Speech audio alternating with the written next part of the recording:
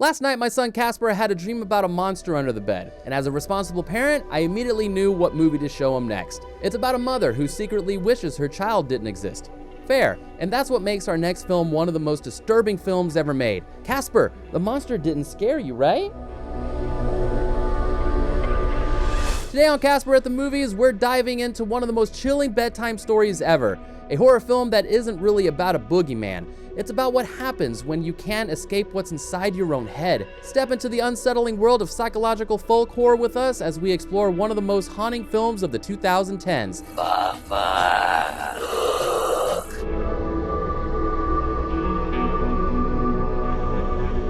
Before The Babadook was released in 2014, director Jennifer Kent was an actress and created the short film Monster in 2005. And that's where this entire nightmare began. My South by Southwest horror short film Neil is being developed into a feature, so who knows? Maybe it'll have a breakout moment like The Babadook did. Here's the thing, most horror movies want to show you the monster. This one hides it. The Babadook is barely seen on screen, and somehow that makes it worse. It uses the same visual language as films like Nosferatu, Stiff, Heavy Shadows, and that feeling that something is always just outside your vision. You know that moment when you wake up at 3 in the morning and that coat in the corner of your room looks like a person? That's this entire movie. The horror isn't what you see, it's what you think you saw.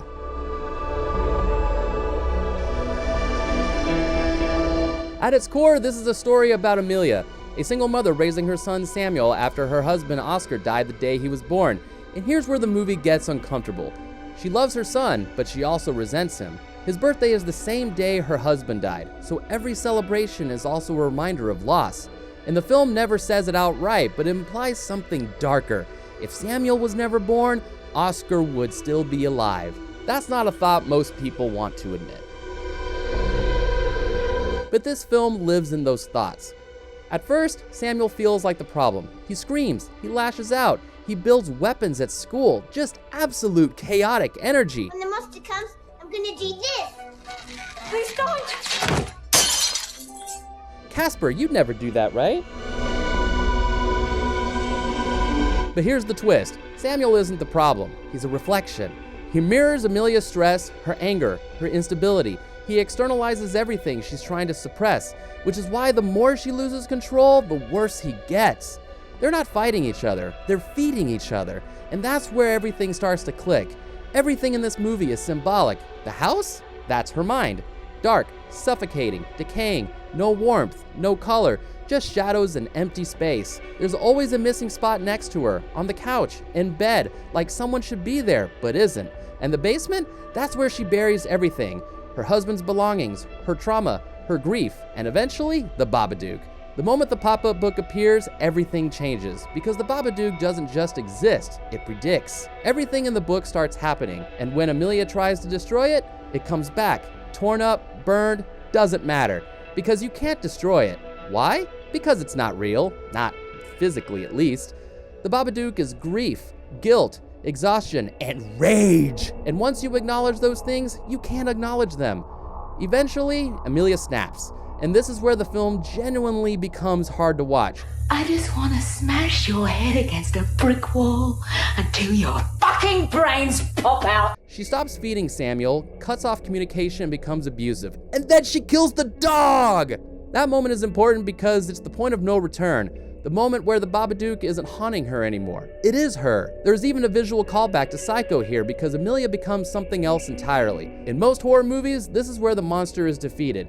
Samuel doesn't destroy it, Amelia doesn't destroy it. Instead, she confronts it. She faces it and takes control, not by killing it, but by refusing to let it take control of her anymore. And then we get the ending. The Babadook lives in the basement, locked away, contained, and she feeds it worms, which sounds insane until you think about it. Because the worms represent weakness, decay, and everything she tried to bury.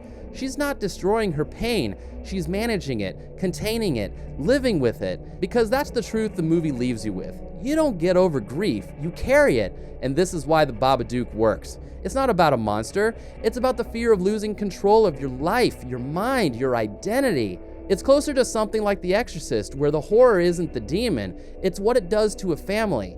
By the end of the film, Amelia smiles, but it's not a perfect smile, it's forced, tired, real, because the Babadook is still there. It always will be, just quieter.